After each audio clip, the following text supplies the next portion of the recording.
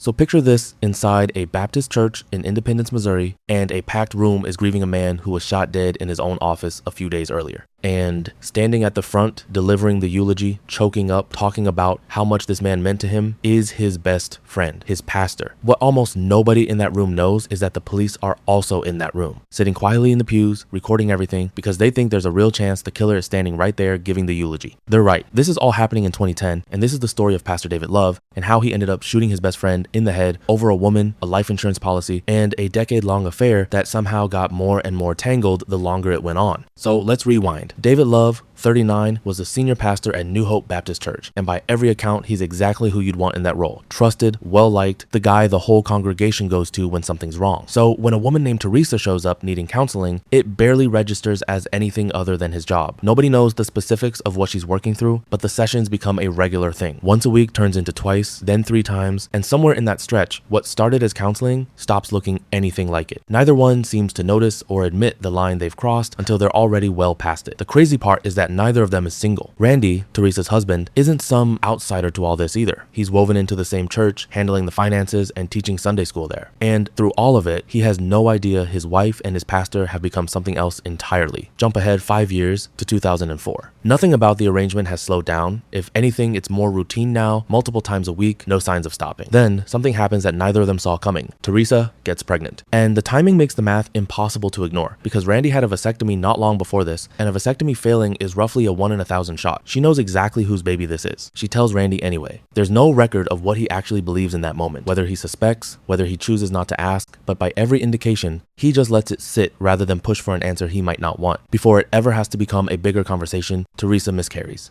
Just like that, the question nobody wanted to ask disappears along with it, and the affair keeps going like nothing happened. You'd think a scare like that would be the thing that finally stops it. Nope, does the opposite. After the miscarriage, Teresa starts going to Pastor Love for grief counseling, which just means more alone time with him, which means she's pulling further away from Randy. Randy notices, but he figures it's just grief. He has no clue she's grieving a baby that was never his with the guy who was actually the father. And it gets worse from there. Randy's going through his own rough patch with the marriage, so he starts meeting with Pastor Love every single morning to talk it out. This is his best friend now, his go-to guy for advice. The man sleeping with his wife is also the man he's venting to about his marriage problems. And somehow, none of this pulls them apart. It actually makes the two of them closer. Now we're in 2010, 6 years passed already, the affair is still going, and by now, it's turned into something bigger. Love and Teresa start talking about actually building a life together. Problem is, she's still married, and divorce isn't really an option. For 2 reasons. 1, if she divorces Randy and starts dating the pastor right after, that's a full-blown church scandal, and it wrecks his career. 2, the bigger reason Randy's got an $800,000 life insurance policy and Teresa's the beneficiary, she's not giving that up over a messy divorce. So instead of divorce, they land on something a lot darker: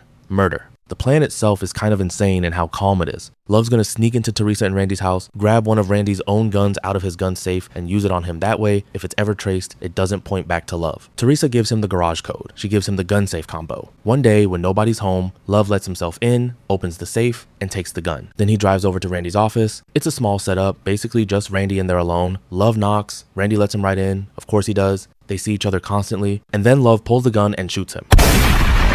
Randy dies right there in his own office. Love walks out, texts Teresa something like, "It's done," and drives off. Teresa then heads over herself, pretends to find the body, acts shocked, and calls 911. Police show up fast, and almost immediately something feels off. No signs of a struggle, cash sitting untouched in plain sight. This wasn't a robbery. This was planned, and planned by someone Randy trusted enough to let walk right up to him. So they start digging. Teresa also works out of that same office, so cops go through the trash can by her desk and they find a letter torn up into pieces. They tape it all back together like a puzzle, and it turns out to be a love letter. Something like, "Happy birthday, love. I'm not in control of things yet, but when we're finally together, your birthdays will always be exciting." They check it against Randy's handwriting, not even close. So whoever wrote this to Teresa, it wasn't her husband. Then comes the funeral, and Pastor Love, the guy everyone thinks was Randy's best friend, gets up and gives the eulogy. Talks about what an amazing man Randy was, how tragic the whole thing is. Meanwhile, sitting in the pews the whole time are detectives quietly recording the entire service, because they've already got a hunch the guy giving the eulogy might be the one who actually shot him. For a while, nobody has a clue. It genuinely looks like David and Teresa are about to walk away clean. Turns out, they weren't as careful as they thought. Cops already started talking to people around the church, and the same rumor keeps coming up that Teresa and the pastor have been sleeping together for years. So they bring her back in, and this time, she cracks.